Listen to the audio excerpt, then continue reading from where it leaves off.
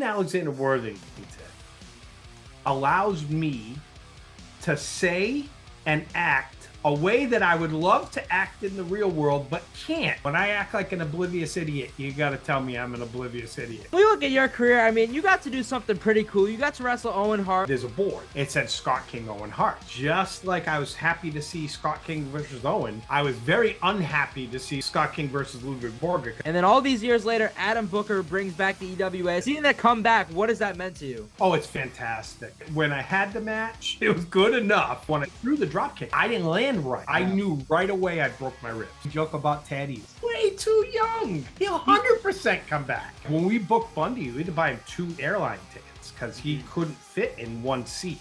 Like, that's not a work. Him and I are the perfect commentary partners. And when we were in there, I stiffed him. I beat the shit out of him a little bit. I beat him up a little for fun.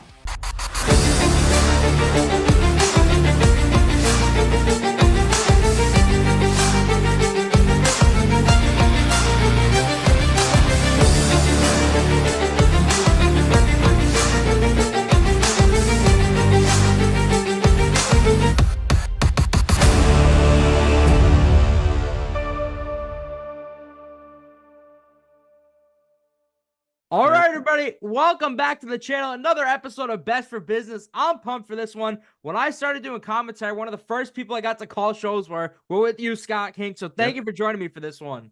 My pleasure. Thank you for having me. Now, I know a lot of your interviews, you talked about how you started and all that, but the one thing that catches my eye about you, whether it was wrestling, commentating, or whatever you did, is you have the gift of gab. Now, I feel like in wrestling, a lot of people just don't have it. So for you, how did you get it? I was born with it. Yeah. You know, anybody that's known me for a long time will tell you that I definitely have the gift of gab. And when it comes to wrestling, you're 100% correct. Guys either have that or they don't have that.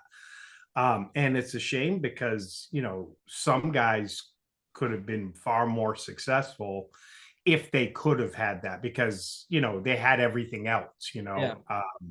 I kind of have that and didn't have much else. So, you know, it's definitely one of my strong points. But yeah, Rick Fuller, who's a friend of mine, I haven't seen him in a while, but he was somebody who, if he was good on a microphone, would have been loaded because he was so good and so big, right? He's always the first guy that comes to mind that, you know, he had his contract at WCW and he would have, I think he would have become a star if he was a talker, you know, but he just not his nature. So yeah. So when we talk Scott King, tell me about the beginning. So Steve Ramsey, is he your first match? Steve Ramsey was a tag team match. So I started off as a member of a tag team called the Hit Squad. And we wrestled him and it turned quickly into Scotty Too Hotty as his partner. They were the Thunderbolts, but I actually wrestled him and another guy named TNT Terry Thomas or something. I didn't really know him. There was another TNT that I was friends with, but not that guy. So yeah, it was just a tag match that pretty much the 4 of us barely had an idea what we were doing. But yeah, Ramsey was a big part of my first match. So yeah. So when you talk about wrestling, for everything you've learned throughout the years, what are your overall thoughts on tag team wrestling? Because you start off with tag team wrestling, and then you did a lot with singles, and now seeing where tag team wrestling is today. So what do you think about tag team wrestling? I like tag team wrestling. You know, a lot of fans, well, I don't know if a lot of fans is the right way to word it, but some fans don't like tag team wrestling, and then some love it. I think it's just like any other part of wrestling. I mean, you have really good tag team wrestlers, and then wrestlers that just are put in tag teams. What I think like locally, like Waves and Curls are a good example of 2 guys that may fit that situation perfectly, right? Like I think they complement each other well. And, you know, tag team wrestling as a worker, it's nice because you get to rest. You know, you don't have to carry the load all by yourself. So that's nice too. Yeah. So when I learned a lot about you, I've learned that you've had a hand in training a lot of guys. So the first guy I want to ask you about is Dirty Dango, but I know that was the big one. But who else have you had a hand in training? Oh, tons of guys over the years. Dirty Dango, everybody talks about Kurt because, you know, he's the biggest name, right? Mhm. He turned into a big name and had a great career and is still going and all that stuff. But when Ramsey and I opened the EWA, we were really amazed because we were both active wrestlers at the time. You know, we Mhm. weren't just promoters, we were active wrestlers. So when we opened up the opportunity to train guys, we got a lot of people interested. Mhm. So I would train guys in Maine and I would also train guys in New Bedford. Guys would drive from Maine to New Bedford to train, and they were, you know, from a bunch of different places, Western Mass. And you know, I think that there's definitely a very distinguished line between the right way to be a part of professional wrestling and a wrong way is Mhm. also very obvious. Yeah. So I think that especially back then, when a lot of guys were probably not a lot of guys, but some wrestlers were getting bad training. Mhm. So, you know, it becomes like a mission when you want to help everybody get the right mindset. So Mhm. you know, you're constantly trying to share that with the younger guys. So it's funny because with live pro wrestling, not to jump topics, you know, I'm around a bunch of younger, you know, wrestlers who are developing, but you know, a lot of them don't know me that well. So I Right. don't offer a lot of advice Mhm. because they're like, who the hell's this guy? You know, they Yeah. don't Yeah. know. But it's very rewarding Mhm. to teach a young wrestler things. You know, I coached baseball and basketball for 20 years, and I just think at nature I'm kind of a coach. So Mhm. I like to it's just part of my just how I am. So I like to teach, you know, things that I'm good at. So Yeah. So when we talk about owning a promotion now, over the years, we see a lot of people try to own companies. Obviously, everybody wants to be that fantasy promoter. They say this match and this match would be a great show. But EWA was very successful for a long time. So how do you think, well, walk me through your thoughts of starting a promotion, like the mindset, but how did you make EWA so successful over the years? well, Ramsey and I were on the same page. That's kind of the first part, right? Mhm. And it sounds kind of like a cliche, but Ramsey and I started the EWA because we didn't like the way other promotions were being promoted. We Mhm. didn't like where we were working and the stuff that was going on. And it sounds too much like a cliche, but we wanted to be like by the boys, for the boys, you Nice. know, Yeah. with that mindset. Nobody was ever worried they were going to get ripped off from a payday. Nobody was ever worried that, you know, there was anything sleazy going on. So um, it's really about doing the right thing. I know that sounds simple, Mhm. but in the wrestling business, it wasn't always about doing the right thing. So um, I absolutely, my favorite part of all of my years in wrestling was the booking and the creative part of running a promotion. The promoting part of it, Yeah. you know, but the actual creative and the booking and the character development and stuff like that was definitely my favorite part of it. It still is. I absolutely love the creative aspect of wrestling. So, Do you remember that first show you ran? Like, what was going through your mind? wow, that's a good one. I actually don't. I was probably running through my mind not to lose money was Mhm. probably what Yeah. I was worried about. But I wrestled for the EWA when the previous owner owned it. James St. Jean was his name. So when Ramsey and I bought it from him, it was actually pretty seamless because we were already a part of the locker room, Yeah. right? So, and we already had relationships in wrestling. So getting guys to work for us was very easy. Mhm. So what we did was the EWA was successful, I think primarily because we had incredible talent. Nice.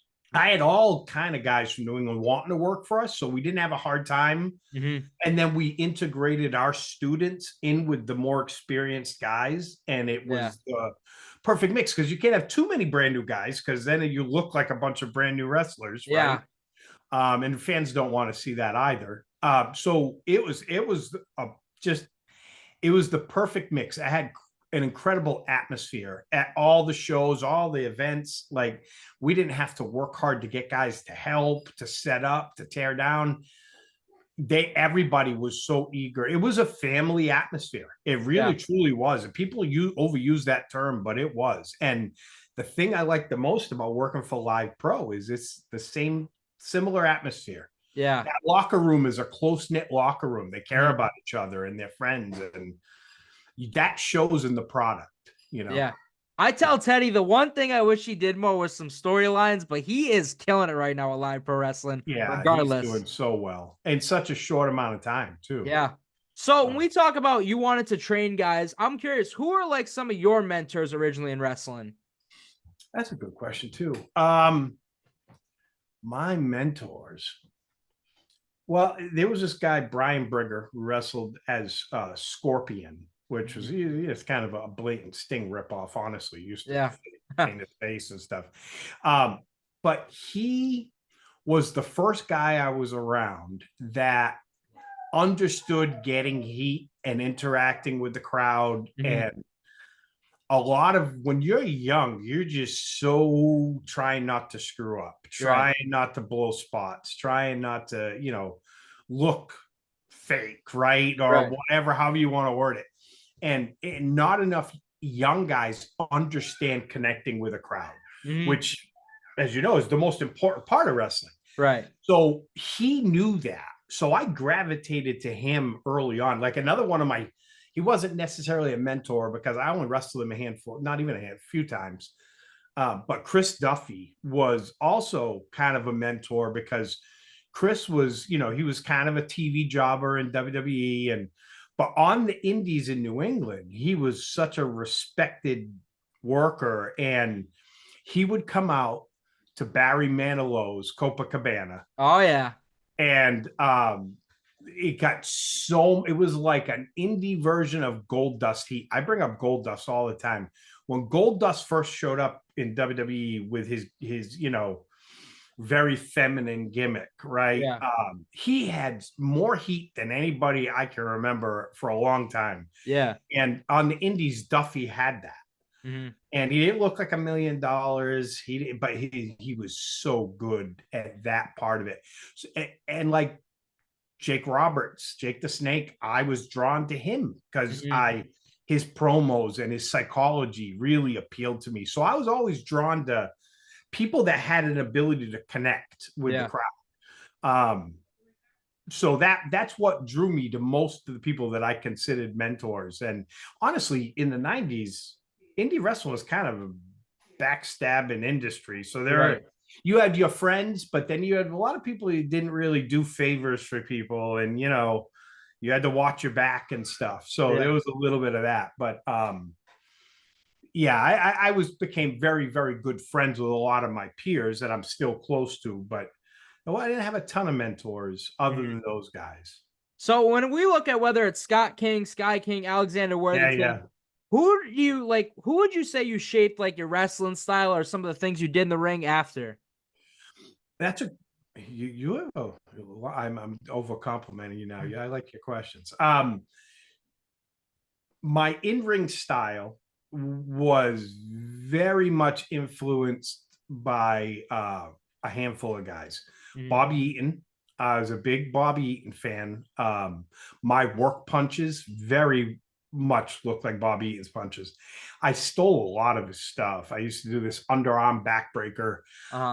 And Ricky Steamboat and Randy Savage, as far as my bumping and my selling, because I absolutely loved Steamboat selling because he was so realistic. And then because it was the 90s and the way I was built, and Brett and Sean were very influential on what I wanted to be. I had the mullet. It talks about my mullet. Yeah. And I had an arrogant, when I really came into my own, I was Sky King as a heel. It was an arrogant, pretty boy, big mouth, Shawn Michaels type character. And my ring jacket was a leather jacket. It's kind of ripped Brett's leather jacket off a little bit. Yeah. Do you still have it? I do. I have that Sky King jacket. That's one of my favorite keepsakes from wrestling. Yeah. It didn't fit for a long time, but it fits now. So black Sky King leather jacket with a crown with wings on the back. When did the mullet go? When did you get rid of it? That's a funny story too. I actually, it was like 97. I think it was 97. I got into a car accident, Mhm. and I got blindsided by a car, and the state police came to the accident, and it was clearly the woman's fault. It was an older, well-to-do woman Okay. and like an expensive car, and I was this 20-something-year-old guy with a mullet. So, I was polite, everything. The accident wrapped up, and the police called it no fault, which affected my insurance Oh yeah. as it was clearly her fault. Yeah. But here was this young 20-something-year-old guy with a mullet and this affluent older woman in a Lexus or whatever. And the cop kind of made, and the next day I went and cut my mullet off. And I'm like, he thinks I'm some kind of, punk or something because I had a mullet. Yeah. And I cut the mullet off the next day. So Yeah. So when we look at your career, I mean, you got to do something pretty cool. You got to wrestle Owen Hart on Monday Night Raw. Now, back in the day, I don't know how it was. Tell me about like how you got that chance. I know nowadays it's a few certain people. There's one for like AEW, WWE, where you send your resume and stuff to and hope that you get selected. But also during that time, was that the time where Raw was doing like one live and then they taped a bunch of stuff too? Yeah, Raw was live every 3 weeks when I worked for them. It was a live Raw and then 2 taped Raw. There was actually one tape before the live Raw, then one taped after. And they'd go live every 3 weeks. So when I went on the road with WWF, it was WWF. It was for 3 days. They did Monday Night Raw tapings on Monday, and then the weekend shows on Tuesday and Wednesday. And they did 3 weeks worth of that as well. So you'd go on the road Monday, Tuesday, Wednesday, and be home on Thursday. Right. And actually, the first one was through Scotty Too Hottie. He got me the booking, and then Tony Gurria was the one who called me after to book me directly. But yeah, it wasn't really, people would send in videotapes back then. Yeah. I really didn't do that. But yeah, it was more, they reached out and you needed somebody to kind of get you in the door. And then if they liked you, they'd keep using you. And if they didn't, they wouldn't. So walk me through, how do you find out you're wrestling Owen Hart? Well, the first Monday Night Raw I went to was me, Philip Paulo, and Scotty Too Hottie. And it was in somewhere in Connecticut. It might have been Hartford. And we get to the building at 1:00, and what is your first time there? I was 21 years old. Do you have to wear like suits too and all that? No, not then. Okay. I guarantee you I was wearing Zubaz. Yeah. I don't remember specifically what I was wearing, but that's all I wore back then. And you get to the building at 1:00 and it's intimidating. You're walking around backstage, at Monday Night Raw. It's very intimidating. So Scott and Phil, my relationships with all my good friends always involved ribs. Like we just ribbed each other constantly. Yeah. So Scott and Phil both had been there before. They already knew how excited I was, and at that moment, right? So we got to the building, we walked in, and they said, "All right, see you later," and they left me. They just bailed on me within 5 minutes and left me backstage all by myself. They laughed about it later, but I had to find my way around, check myself in, and it was all really overwhelming. Oh yeah. Walk into a locker room with all these big stars. How old are you at the time? 21. Okay. Yeah. So yeah, it was awe-inspiring, honestly. And then I went up and you get paid and you sign in and you sign your paperwork, and then you go to where there was a board. There's a board, or there was anyway back then, and it would have all 3 hours of TV listed with like a chalkboard, right? And it had, on the second hour, which was the live hour, it said Scott King Owen Hart. So when I saw that, I was jacked because, I didn't want to get stuck working with a giant who was going to squash me and kill me and all this, really job me out. And Owen, everybody respected Owen, and he's my size. So I was really excited. And when I went and met him, he was really cool right away.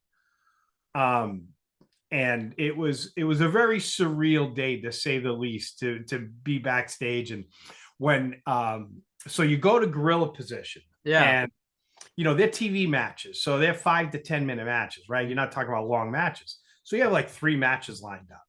So we're hanging around at gorilla position, and people would just rib you constantly. Like Mr. Perfect, Kurt Hennig, ribbed me at like every TV taping. He was like, I think he probably could tell I was a little nervous. Yeah. So it was all just friendly ribbing. But so when I walked to the ring on Raw, they went to commercial. And I'm at Gorilla, and they say, okay, Scott, go. So they send me out the entranceway down the ramp. Yeah. And I walk out the entranceway, and there's whatever, 9,000 fans, whatever there is in the building. And what a moment, right? You walk out the curtain, and there's just boom. So walking down the arena, really shit my pants, honestly. Yeah. And fans are looking at me, and they're like, who are you? One guy says, who the fuck are you? And I'm like, and then another guy starts yelling, Roadkill's going to the ring. So instantly I was more nervous. So I'm like, oh God. So I get in the ring, and we're still on commercial, and I know where the hard cam is. And Jack Doan was the referee. And Jack Doan comes up and stands right next to me, and he's all, hey, Scott, how you doing? I'm like, I'm all right. He goes, you look nervous. Are you nervous? And I'm like, yeah. He goes, and we're live. And he takes off on me too. Yeah. So then the camera was live, and I was extremely nervous until Owen hit me. When we locked up, I was still really tense. And then he chopped me actually early. He rang my arm and he chopped me. Once he chopped me, I was never nervous again. I just did my job, Once I got hit, I kind of got into the flow. And, I think I wish all professional wrestlers had this, but they don't.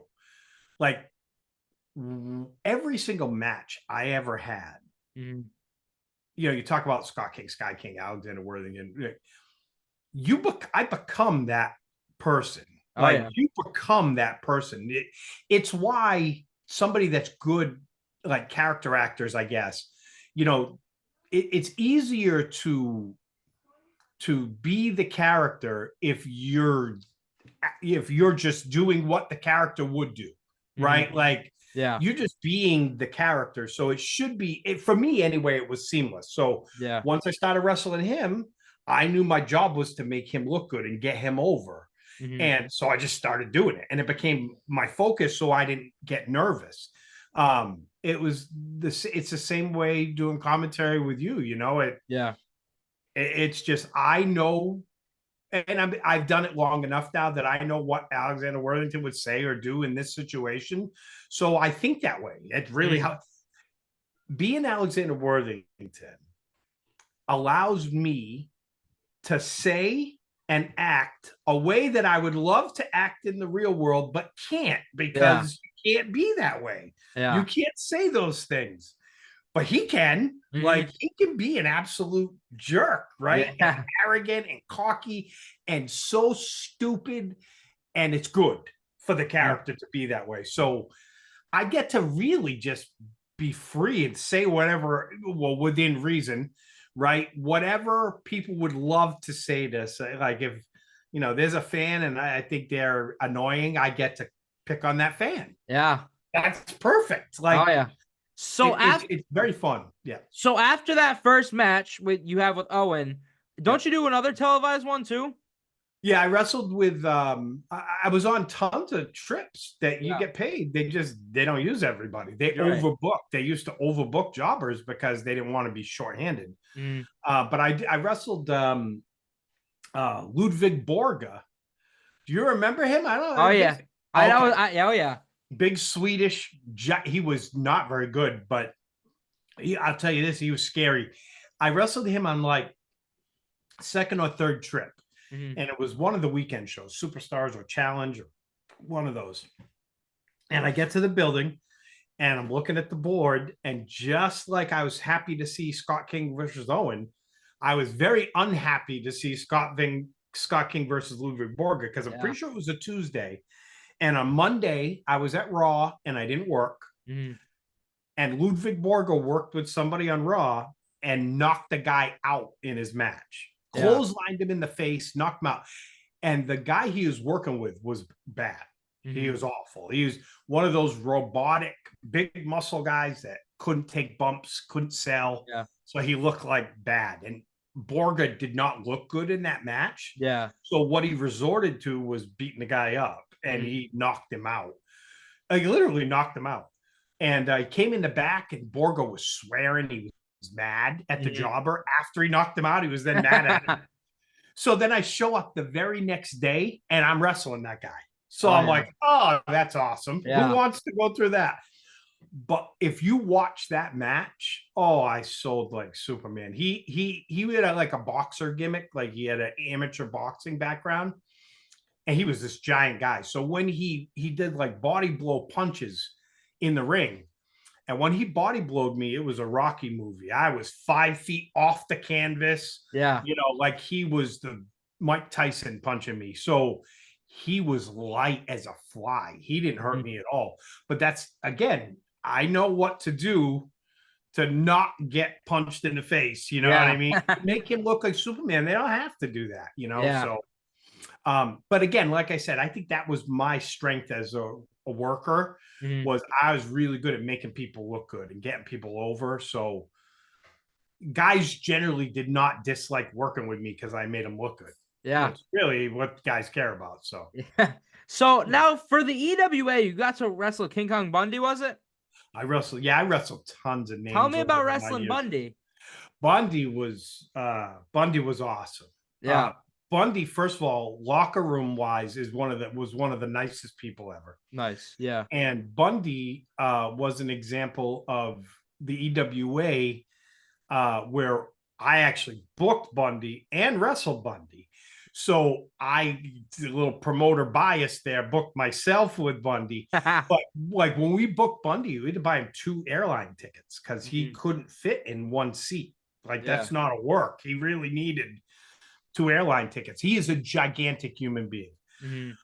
Pleasant, sweet, nice, helpful, not small. Yeah. So he's this giant guy. So we had this, it was at a fair in Maine, Skowhegan Fair. Thousands of people, big, huge event for us, big bot show.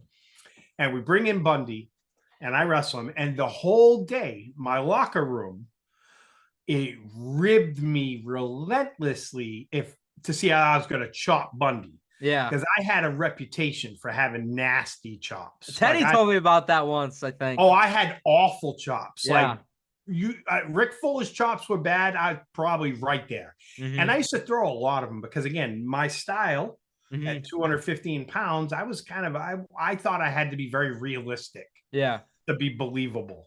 So I threw tons of chops and I would cut guys' chests with them. And, you know, so I had a rep. So everybody's like, are you going to chop Bundy? And I'm like, absolutely not. No chance. Nope. I'm not suicidal. There's no way.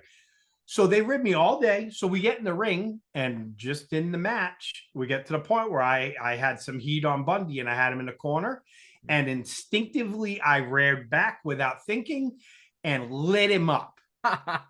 It sounded like a shotgun went off because his chest is the size of what it was like chopping a wall. Yeah. And I did it, pow, and I didn't lightly do it. How do you chop? Overhand or under? How do you do it? I'm a side guy. Okay. I used to tell Rick he cheated all the time with his overhand, big frying pan sized hands. I would chop your old torso. So when I did it, as soon as I did it, if you watch the video, it's actually hilarious because I did it and then I went, oh, like you could see, I was like, why did you do that? And so Bundy grabbed me, turned me around, put me in the corner, bent over, and he did an overhand that you could see from my waist to my neck. His hand he chopped me, and then he laughed at me. He chopped me and he laughed at me. But yeah, and honestly, he was really nice to work with. The splash in the corner crunched me a little. It might have been a little bit of a receipt for the chop earlier in the match, but his splash at the end was fine. He was really cool to work with. That was a really cool moment to get to work with him. The list of King Kong, Snuka, I wrestled Snuka dozens of times. Tito Santana, Greg Valentine, Hacksaw Jim Duggan, Coco Beware. Steve Blackman. Yeah, well, that was there. You Yeah. know, I had a role in the '90s where all the names indie promotions would bring in, I was working the names in the main event because again, I had a big mouth, I bumped and sold well and got good heel heat. Who better to put with the name who wants to show up and do as little as Oh possible yeah. because they're older.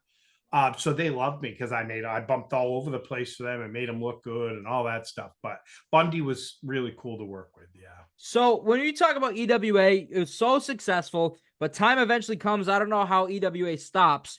And then all these years later, Adam Booker brings back the EWA. So I don't know what's going through your mind during that and what you think the biggest difference is from the EWA then to now, because I remember they did a promo right before the first show. You did one talking about EWA, but you were in your Worthington gimmick. So Yep. we couldn't really hear what the EWA meant to you. So seeing that come back, what has that meant to you? Oh, it's fantastic. Put it this way. I do commentary for Teddy. Yeah.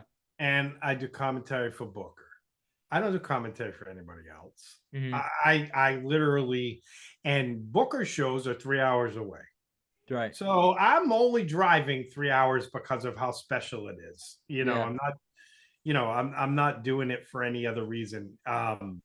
We sold the company to Dr. Heresy. Oh yeah. In 2003. Okay. That's how we stopped. Ramsey moved to Arizona. I got out of wrestling altogether. And Jeremy bought it and ran in the Springfield area, which we had started cross running with him before we sold.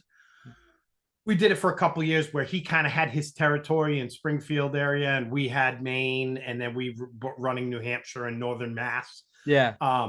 So we sold it to Jeremy. We just got out. And then when Booker restarted, I was extremely excited because I love Booker. Do you remember that conversation where he told you the EWA is coming back?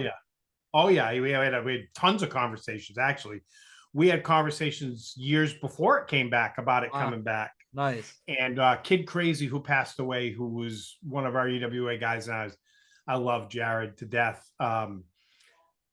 He wanted to promote under the EWA banner tons of times over the years I was out and wanted to and he had his stuff going on in his personal life that made that a challenge, so it never got off the ground. But my EWA guys like Booker and like Jared and all those guys, they're like my kids, really. It's how it feels to me. It's your family, so I would do anything for any of those guys.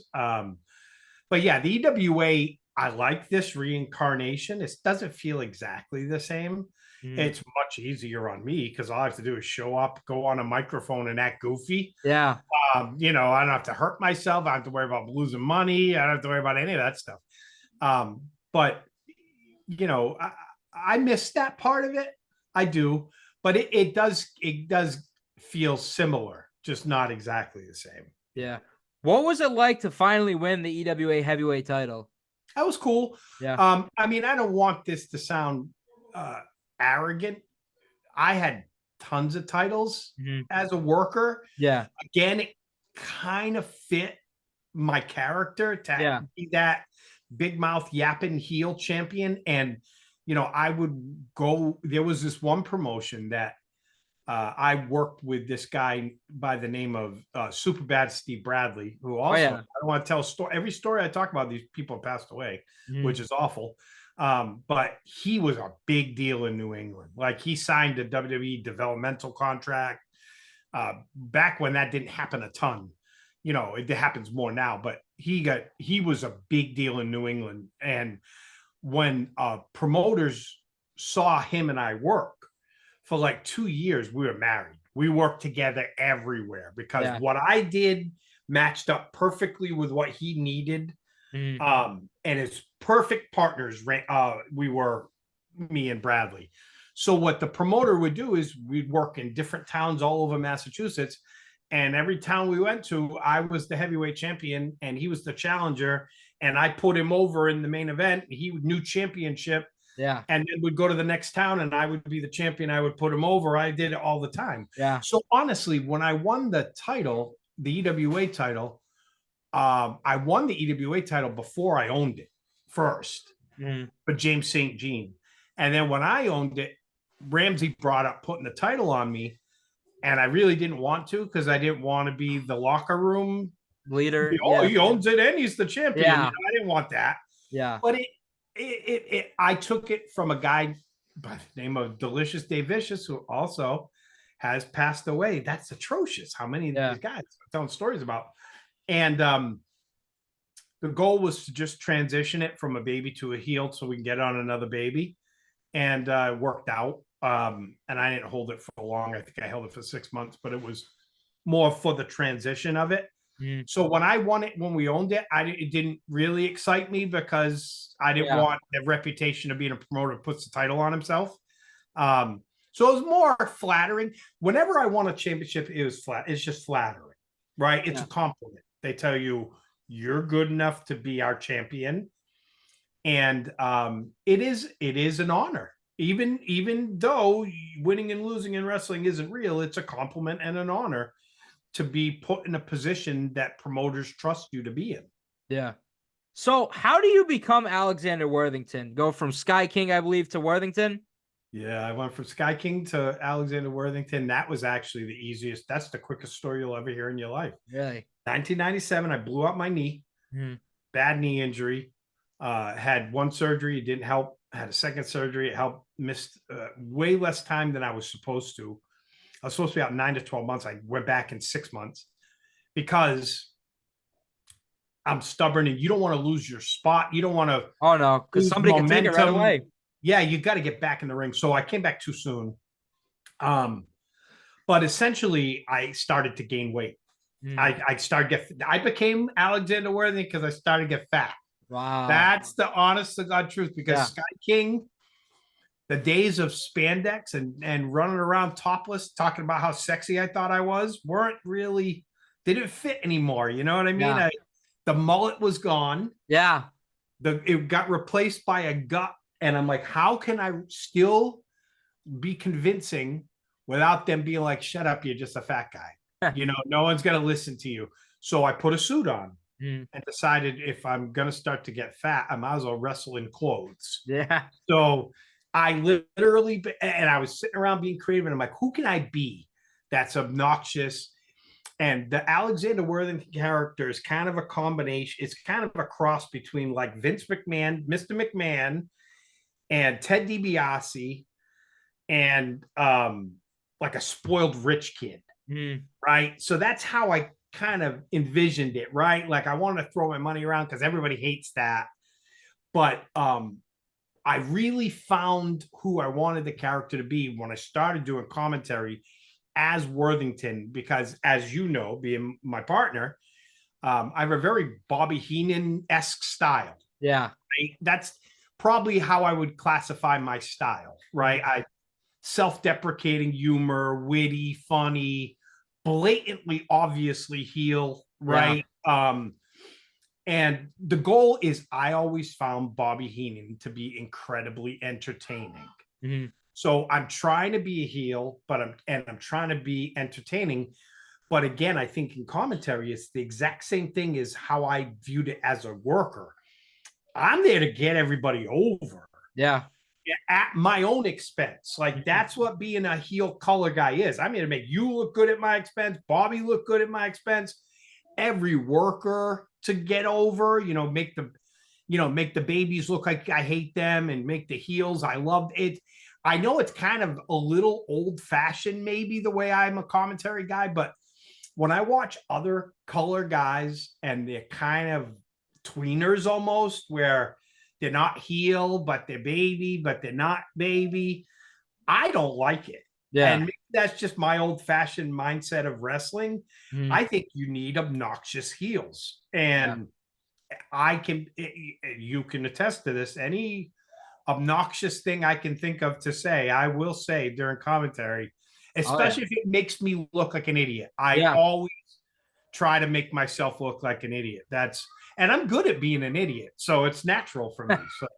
So I believe it's this past February you have your final match. Now, is it Alexander Worthington, Adam Booker, and Dr. Heresy against Teddy Goodz, Larry Huntley, and was it Ramsey, was it? Steve Ramsey, yeah. So tell me about it. Everyone says they have their last match in wrestling, but tell me why you picked it was this one. And yeah, tell me about that day. So my last match prior, and I'm not counting a couple of little goofy things I did, but was in 2003. Okay. And that was the last EWA show that we owned it. And it was, so my first match, as we talked about, was against Ramsey. My last EWA match was against Ramsey in a retirement match. And I won because Ramsey was retiring and moving to Arizona and never going to wrestle again in New England.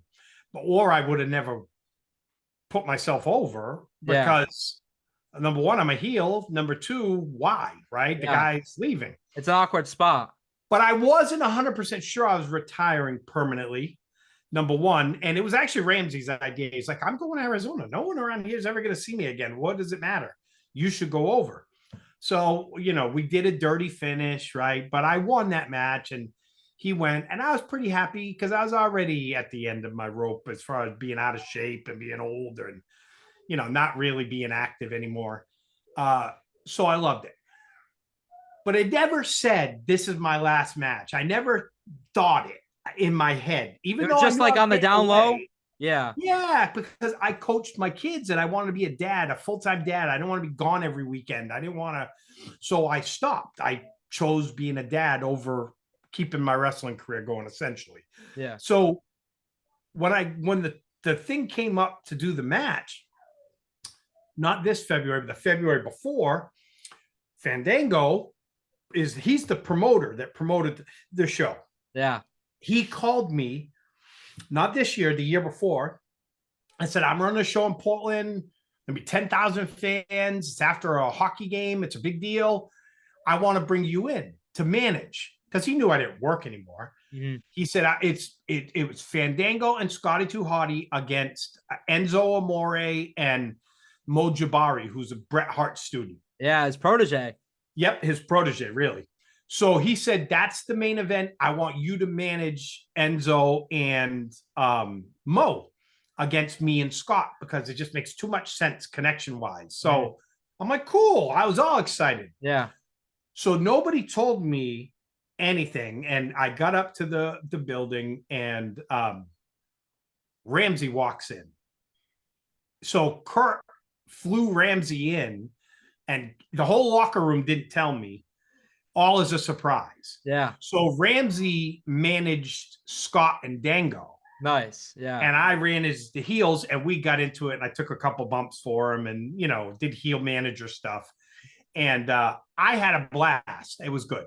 But that was it. It was fun. It was so much fun for me. It was like a little mini reunion and big, huge crowd. It was a good show. So then a year later goes by, and everybody that I'm talking to, because now I'm back involved with commentary. So I talk to guys, and I see Kurt and all these guys. And I'm like, oh, you're going to do it again? You got to do it again? And I'm like, no, I'm not. No. And then they brought up Ramsey is actually the one that started this. He's all, hey, because he hasn't wrestled since 03 either. Yeah. I think we should wrestle each other at Kurt's show. You never had a last match. And he put it in my brain that I could wrestle the same guy in 1989, and then in 2003, and then in 2024. Mm-hmm. And that's 35 years after I had my first match against the same guy. Yeah. That meant something to me. It really did. And I started getting ribbed by my friends telling me I couldn't do it anymore. Mm-hmm. So, and my girlfriend. How come you keep getting ribbed everywhere you go? Guys, it's my name, because I rib everybody else, so I get it back. That's the way it works. You know that. Yeah. I don't even rib you that much yet. Not much. You're young, and I'm being gentle with you. I've been really gentle because I like you, but you're young, so I'm kind of handle you with kid gloves. But so I get ribbed a lot because I rib everybody. Yeah. So and then my girlfriend started to give me a hard time and tell me, because I used to have an amazing drop kick, like perfectly flat. Like I could get head height and my body would be like this. That chops and a drop kick was really the two things I had was known for. That was my whole work rate, is chopping people and drop kicking them. So she started telling me, you're 53, you're fat, you can't drop kick. Mm-hmm. So I got in my head, oh, I'm drop kicking. Like that was it. I literally spent 6 months figuring. Now I did. You know what I didn't do for 6 months, Chris? What? I didn't go to the gym. No, I didn't go to the gym once. I didn't get in a ring and try to break off rust. I did none of that. At 53 and out of shape, I just decided to get in a ring because I could do it. Yeah. So when I had the match, it was good enough. It was good enough. But I threw the drop kick, and I was smart enough to throw it in the first 5 minutes of the match because I knew I was going to blow up. And if I had any chance of getting any height, I needed to have some legs under me. Yeah. So when I threw the drop kick, I did get him face height. I drop kicked Teddy, actually. Yeah. Oh, yeah. Teddy's like, you're going to kick my teeth out. I'm like, I'm going to try to. So I got high, but because I'm 53 and fat, I didn't land right. So when I came down, my elbow got pinned under me. And when I landed on my elbow, I felt my ribs break. Like I felt it. I knew right away I broke my ribs. And this is like 5 minutes into the match? 5 minutes, maybe not even 5 minutes, maybe 3 minutes into the match. Yeah. So, and then I had like 6, 7, 8 bumps left that I knew I had to take. But you know, it's not, you don't, and I've had plenty of in-match injuries over the years. People are always amazed by, but you can't, as you know, you can't stop. Yeah. You got to finish. Yeah. So you just keep going. And I managed it okay. You could see, if you watch the match on video, you could see me grabbing at him a lot. But ultimately, I survived all of it. The bumps really hurt. But the finish, see, I made sure I went into it, and Kirk came up to me before the match and said, Scott, you do whatever finish you want. You can have whatever finish you want. And I said, well, Ramsey's got to pin me. That's the only way this match can end. Right. Yeah. Why would he did it. I went over in that first match in 1989. I went over in 2003. And nobody in that building, maybe 10 people, knew that. So the fans didn't know that. Yeah. But for me, it was the right way to lose, the right way to end my career, on doing a job for the guy that really defined my whole career as far as my indie career. And he's such a good friend of mine. So it was a no decision. It was so simple. So I said, I want to pin him. So I asked Ramsey, what do you want to do for a finish? And he decided to do a spine buster. So the spine buster on my broken ribs was really bad. Yeah. Like, if I had to get up, I don't know if I could have. I don't know if I could have continued. That was bad. And it actually hurt the most. He hit the spine buster, and then he floated over and rolled over me to cover me. When he rolled his body weight over my ribs, I wanted to die. I couldn't breathe, you know. But when I got in the back, it was such an incredible feeling of closure. It was exactly what I wanted to get out of it. I didn't want broken ribs. Yeah. Which were miserable to heal from at 53. It was so bad. Yeah. And I told my girlfriend, I'm like, I broke my ribs. And she's like, you didn't break your ribs. You know, she's being like, you know, suck it up, boy. So we had a hotel room in Portland. When we got home the next day, I went directly to a walk-in. Yeah. And she's like, yeah, you just bruised your rib. And the woman comes in, she goes, you broke 2 ribs. I even saw a surgeon. They were going to put plates on my ribs at first. They didn't do it. And I said, no. She said, we could plate these to make sure they heal right. And I'm like, no, that's not right. But I was really uncomfortable. I also tore my pec. In that match? Yeah. What a way to go out. Yeah. If you're going to do it, you know? Go out in style. I was in miserable pain for 2 months, and people, you know, she always says, oh, you do it again? And I'm like, no, but I don't regret doing it. And I hit that drop kick. Nice. Oh yeah, she'll tell you. She would tell you right to your face. Oh no, he did it. I was impressed. I'm like, good. Don't tell me I can't do something. I can do it. I saw her after the match. I don't know if they're still for sale. Then was it your family at Alexander Worthington hoodies? Where can we How get awesome those? is that? Where can we get those? My girlfriend, who's incredible, made those for not Wow. only me. First of all, I didn't. Well, she made the sweat. She she's special. She is. She made Alexander Worthington t-shirts, which over my career I've had 4 t-shirts that I sold. I had a bunch of Sky King t-shirts, and then I had Alexander Worthington shirt, which I had one of, but obviously didn't make anymore after Yeah. 03. So she took my shirt design and made a whole ton of them, like 30 of them. Wow. So, and then both her daughters, her grandson, who's here kind of running around in the background. I don't know if you can hear him. And just my son, my kids, her kids, her daughter's husband, they all went up to Portland. They drove 3 hours to watch me wrestle, which again was an incredible compliment. Did you know they were all coming, or was it a surprise? I knew some of them were coming, but they show up and they're all wearing Alexander Worthington sweatshirts and t-shirts and pictures of my face with a mullet. Yeah. Did you see that? Oh yeah. So she did a fat head of my mullet wearing Sky King look. So that whole experience was really special for me, you know. Yeah. And the fact that she did that was just kind of made her a keeper, you know, because she wasn't around for all that stuff. Yeah. So, you know, my life is extremely different now than it was when I was younger. So people wouldn't even recognize me in my current life. So yeah, that was really, really cool and made the whole experience. It just made it feel special. So yeah, and I'll be on that show in February, but it will be back to just managing somebody. It will not be getting in the ring. It was way too perfect and painful to not make that. In wrestling, like we joke about Teddy, right? Like, yeah. Oh, he's coming back. Gonna be. I say 2 years max. Way too young. He'll 100% come back. He's got it mad. Like, I remember that night he texted me. He was like, "What'd you think of the show?" I'm like, "Oh, it was a good show," but I was like, "I'm giving it 2 years max. He'll be back." And like, if I'll text him occasionally, he'll send me something or like about a wrestler. Said, "Oh, you wrestling him when you come back or something like that." I think he's coming back real soon. Oh, I'll continue to be all over him.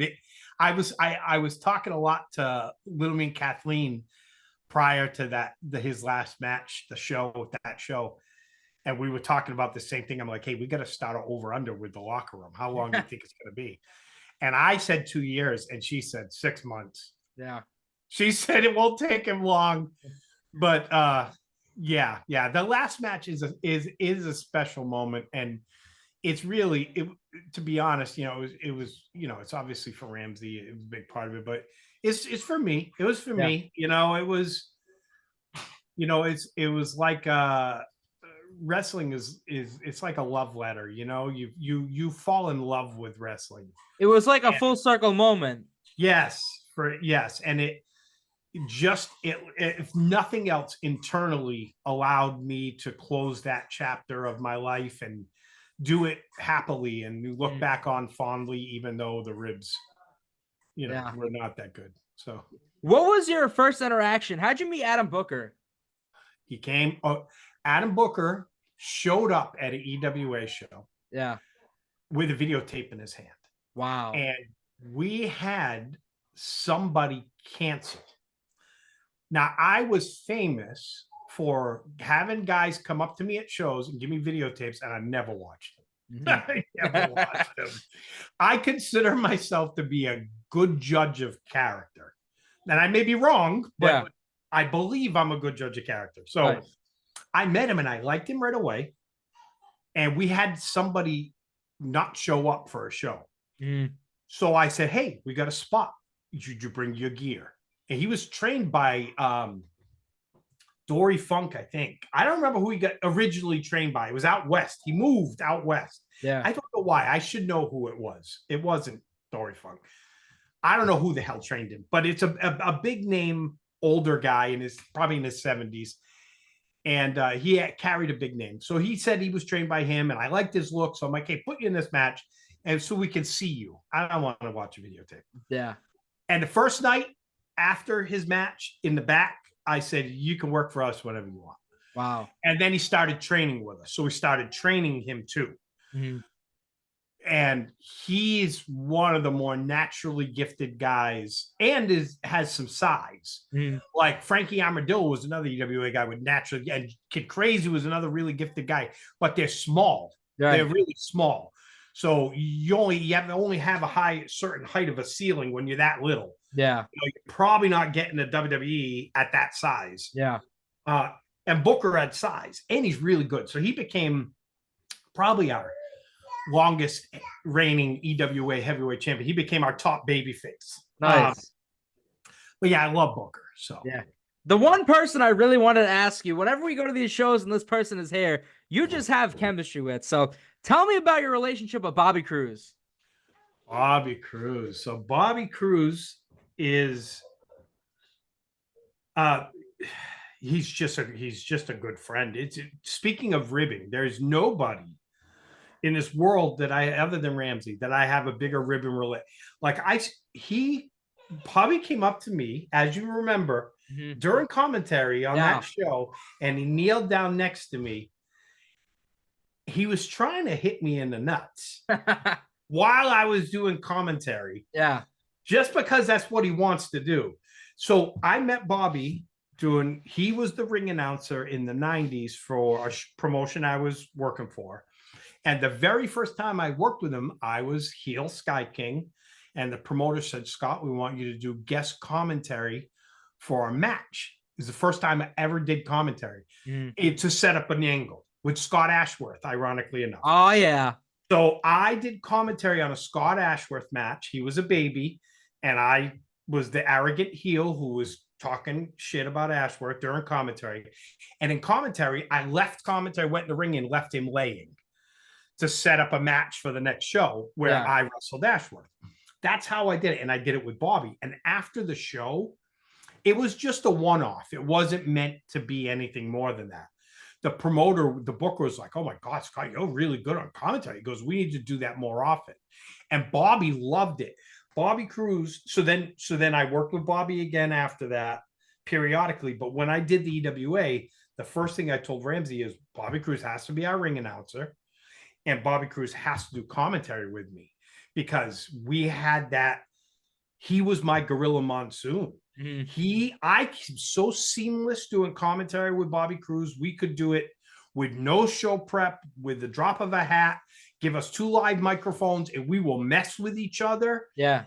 And just naturally do commentary. So it's just a great. Remember I told you me and Super Street Bradley were just the perfect in-ring partners?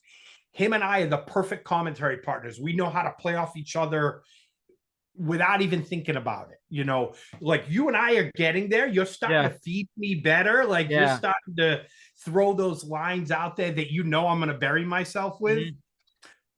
With Bobby, it's very natural. It's advanced, the relationship. So did you wrestle Bobby Cruz once? Yeah, I did.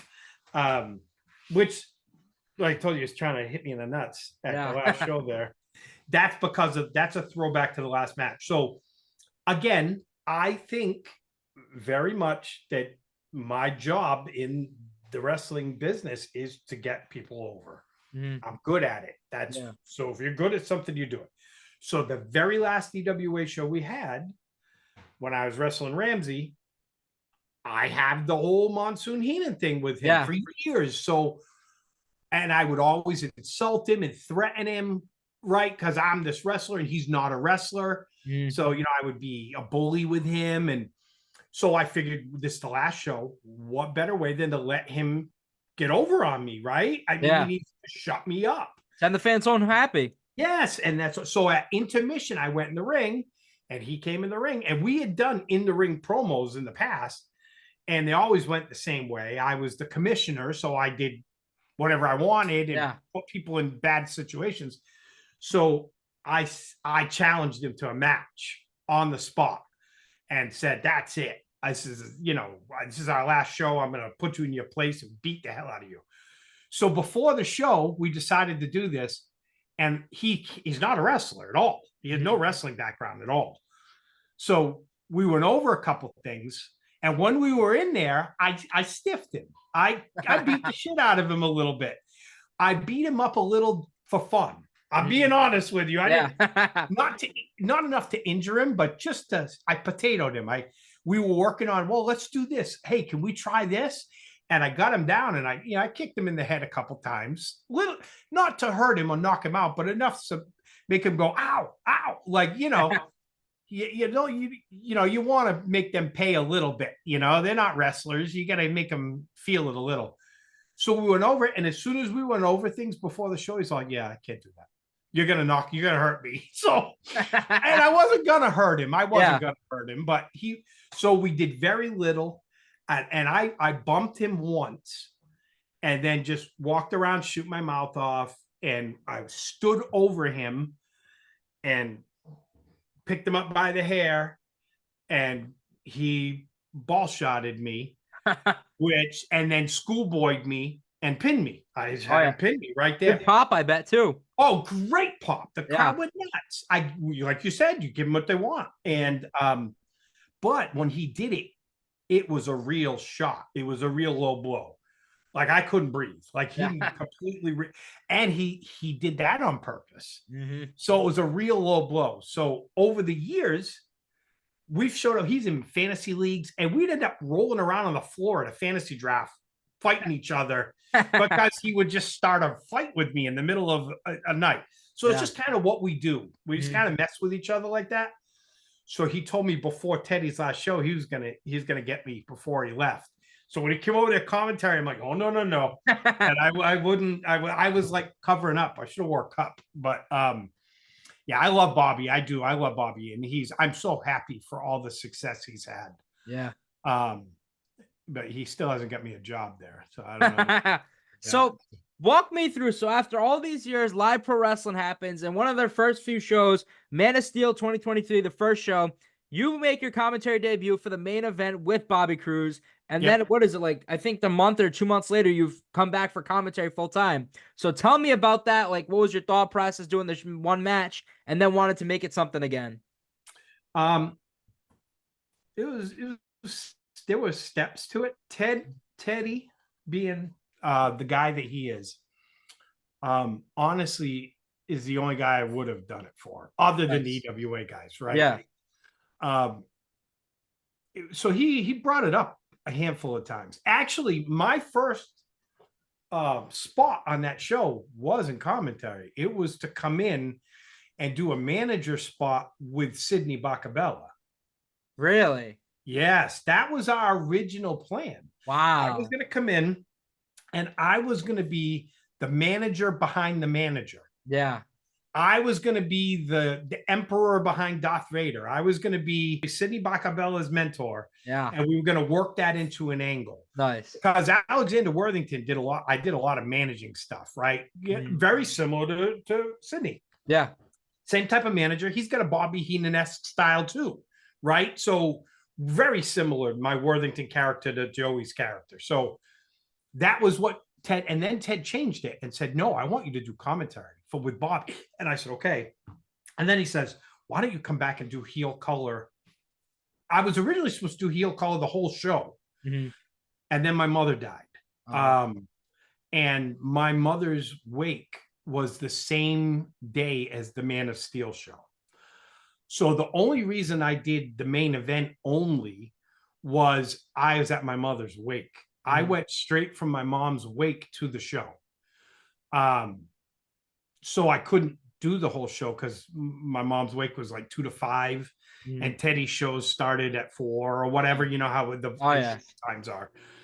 So I couldn't do it. So we already decided that I would come back if it went well, you know, and if I felt good doing it and he felt that he liked it. And, you know, what ended up happening is a lot of the locker room were coming up to me pretty quickly, loving the commentary. Nice. Just like, dude, we watched the show and we're all cracking up. We absolutely loved it. So I felt like I'm contributing. Nice. So if I feel that way, it makes the passion for wrestling come back for me because you know, you don't want to just be there as a charity case. You want to be good at what you're doing. Yeah. And, you know, I got a good response from people. So if the locker room is entertained, then the fans are probably entertained, you know. So yeah, and it's just kind of grown, as you know, from there. And I've got way more comfortable with you, and we're starting to play off each other. And yeah, it just feels natural to me now to do commentary there. So yeah, it's just part of the way it is now. So yeah, it was all Teddy. I wouldn't have done it for somebody else. And I'm not gonna lie, the fact that his shows are all close location and I don't have to travel a whole lot is really good, because I don't miss the traveling days. You know, I was getting home at 6 a.m. every Friday and Saturday, you know, Saturday morning, Sunday, my whole weekends all the time. So to not have to travel all over New England, I like, just for Booker. I don't know if you remember. So you do the main event, Man of Steel, that was February. March, you do a show. It's just you and Bobby Rossi on commentary in March, and I'm the bellboy.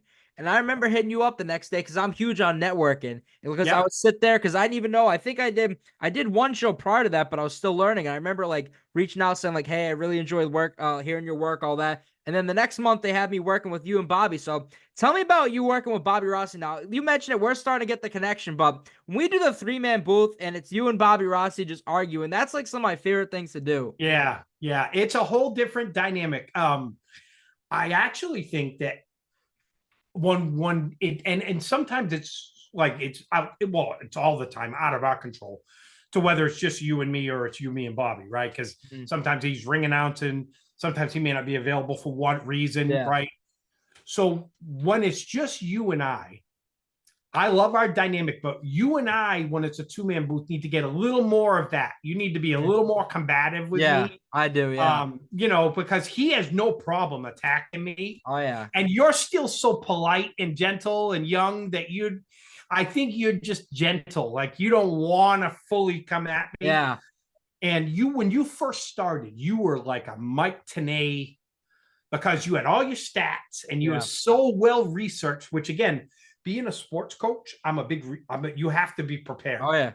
So you're always exceptionally prepared for every show, for this podcast. You did your homework. It's a great asset you have. It is one of your great qualities. I always tell you, we always joke. I said, you're going to rule the wrestling world someday. Hopefully. Yep. So literally, but preparation is a big part of that. So, you know, we'll grow, but with Bobby loves going at me. Yeah. So it's easier for me to antagonize him, because sometimes I antagonize you and you don't jump down my throat. You gently come back at me. Barely, yeah. Yeah. You don't come back at me hard yet, which again, we'll continue to develop. But when it's 3, it takes that off your plate. So you can just be a straight middleman, play-by-play guy, and he's like a baby color guy, and I'm like the heel color guy. So I enjoy the dynamic, whether it's the 3-man booth or the 2-man booth. But it does make my job easier when he attacks me. Yeah. Because, you know, that's what somebody, you know, him calling me an idiot is what I want. Yeah. So, you know, we got to get you calling me an idiot more. It's only in this industry do you get on the phone with somebody and go, hey, you listen, you need to insult me way more. Yeah. You're not being rude enough to me. You need to be rude. Like, when I act like an oblivious idiot, you got to tell me I'm an oblivious idiot, you know? So you've been a part of wrestling for a while. Like you said, you took a break. What do you think in your eyes is the biggest difference of wrestling from back then to where it is now? There are a lot of differences, and some of them are good and some of them are bad, to be honest with you. I'll get the bad first out of the way, and then I'll end with the good. The bad is smaller guys, like wrestling doesn't have as many bigger guys, and I'm not talking about giant King Kong Bundy type guys. They still exist, but the majority of wrestling cards, like 70% of the matches, have guys that weigh like less than 200 pounds. Yeah. Right. Now, that's not their fault. That's just how the industry has evolved. But I don't think they look as convincing as a 230-pound guy. Like, you want a fan to be physically afraid of a wrestler. Like, you want them to think this guy could kill me, because that makes it realistic. Absolutely. Right? Yeah. Big, tough guy. Excuse me.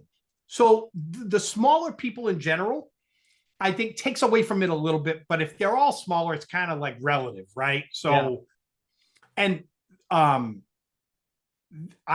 not a big fan of today's bumping selling. Is not as specified.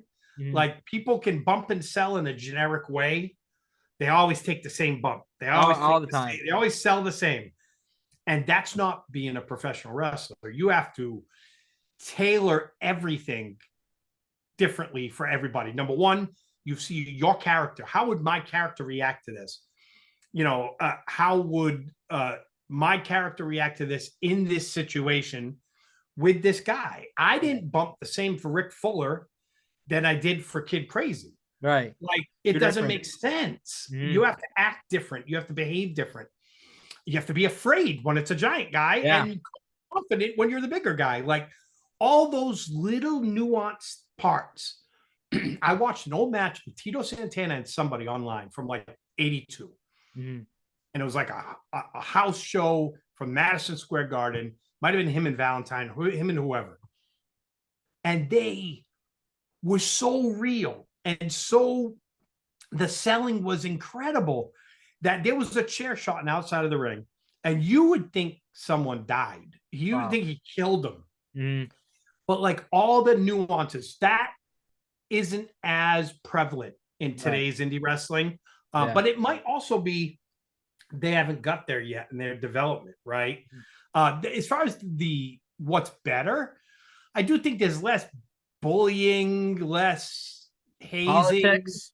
less getting the shit kicked out of you. Yeah. Because I got beat senseless when I started. Like, we all did. Like, you got tested and made sure you could physically do it. If you tried to do that now, it would be an uproar. Like, everything's so politically correct. It was not a politically correct world. So that's better that it's like that now. And the high flying stuff is people, they do way too much of it. But the athleticism of today's wrestler is way higher than the athleticism years ago, which also kind of coincides with them being smaller. Yeah. Right. I mean, so when we look back at your career, is there one or two matches that really stand out, like your favorite matches when you look back at? Favorite matches. Everybody expects me to say it was that Owen match, right? That first match. That was really cool, but I don't think that was my favorite match. I had a bunch of really incredible matches with Steve Bradley.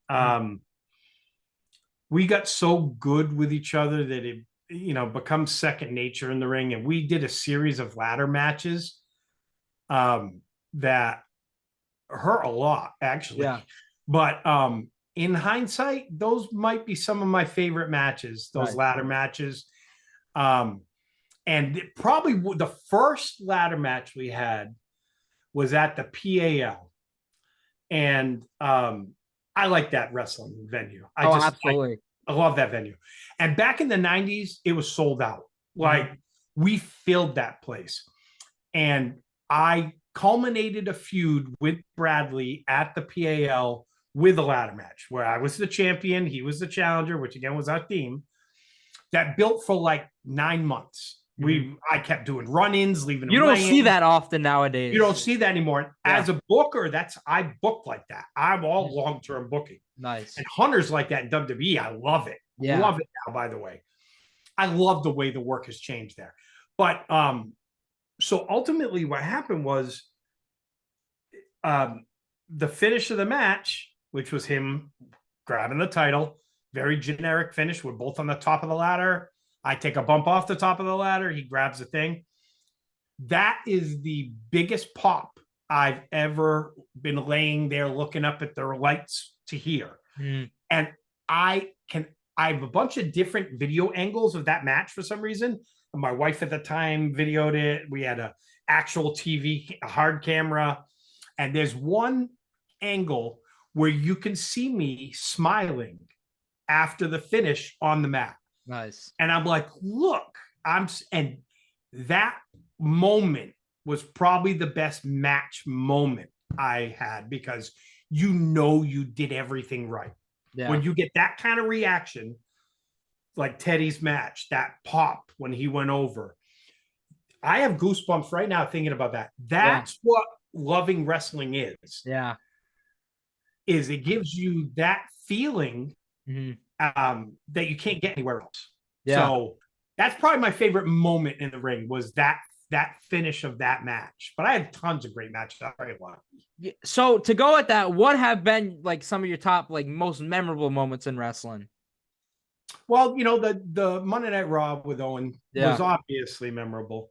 The EWA stuff is my favorite part of my career. Nice. Primarily because of how many amazing lifelong relationships I built.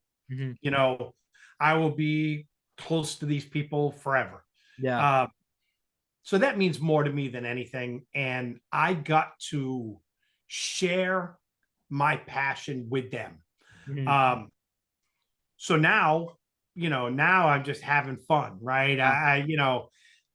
But those are my moments. And then, first time I got splashed by Superfly by Jimmy Snuka, that's a really cool moment. Yeah. And I grew up watching him do a splash off the top of a cage in Madison Square Garden, and then he's splashing me. I had tons of those moments where, I wrestled Tito Santana and he complimented me. I used to, in the 90s, I had a lot of guys telling me they thought I was going to make it. Yeah. I thought I was going to make it. I didn't make it, but they thought I was going to make it. Like I was on the cusp, Yeah.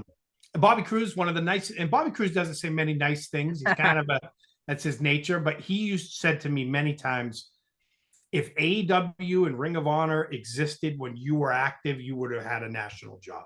Wow. He tells me that all the time. That's awesome. I wasn't in the right era, because smaller guys, I was 215 when I was in shape. Yeah. I probably could have made more money in today's wrestling world than in that one, where you really had to be bigger and there wasn't as much national television wrestling opportunities. Yeah.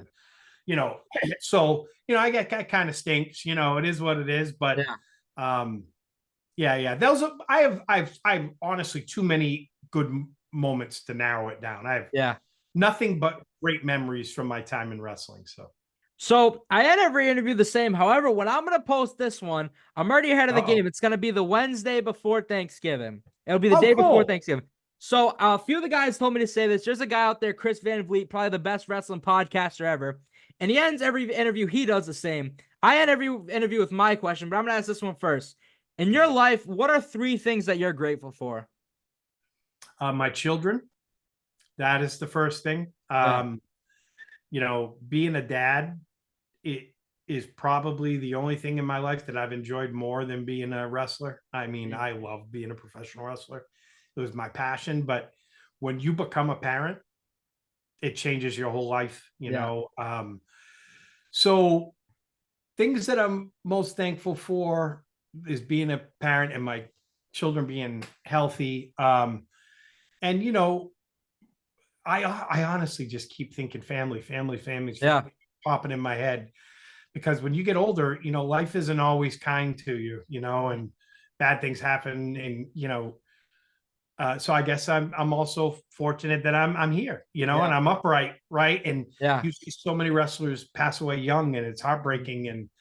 And, so I'm very grateful to still be here. And, I'm actually really grateful that I got pulled back in, because, I'm developing new relationships, and, like with you and Bobby and Teddy and the whole locker room. And, it's re-injected the passion of, back into me for wrestling. So I'm very grateful for that. Yeah. Well, I end every interview the same. The day you officially decide Alexander Worthington is done in wrestling, Scott King, Sky King, whoever is done with wrestling, what do you want your legacy to be remembered for in pro wrestling? That I gave back, and that, I guess back in the day, I had a bit of a reputation for probably being a little arrogant. I don't know if I come across arrogant in person or in this podcast, but I think in the 90s I was a little bit. you know. So I don't want to be known as that, obviously. I want to be known as the guy that started the EWA with Ramsey. And I will tell you, in all my years of wrestling, whether I was cocky or not, I never did anybody wrong. Nice. I never, ever shorted anybody a payday. I never took liberties, which I would chop people hard, but I never hurt anybody. Never hurt anybody. No, I don't remember anybody ever, you know, needing to go to the hospital or breaking something or splitting them open. I said, that's not true. I did DDT shockwave on the floor and he bit a chunk of his tongue off. Wow. So I did hurt him, but he probably deserved it. So yeah, I want to be known as that guy. I want people to look back and say I was a nice guy who treated everybody right and that I was entertaining. Yeah. You know, when I was active, all I cared about was I wanted everybody leaving the building at the end of the show to be talking about my match. Nice. That's all I cared about. That was my philosophy. So, you know, that's what I want. I want people to look back on my time in wrestling and think I was entertaining. That's the mentality to have. But I want to thank you for doing this. And I want to thank you for everything. My favorite times in wrestling nowadays is when we do the 3-man booth. And I'm always learning. I tell you that all the time. And especially in this and the 2 podcasts I listened to yours earlier, like I'm always learning from you. So thank you, man, for doing this. And thank you for everything so far. Yeah, my pleasure. You're welcome. And it is more than a joy working with you. Yeah. And I'm watching you develop silently. I just sit here and, you know, I offer you advice, but kind of how you gently come back at me, I gently offer advice, you know. So I think that you're fantastic and you're only going to continue to grow and get better. And the more, you know, people you can do commentary with, the more styles you'll get used to. But thank you for having me as a guest. I could talk wrestling for hours. So looking forward to the next show, for us. Yeah. Well, thank you for doing this. And thank you, everybody, for watching this episode. This was Best for Business.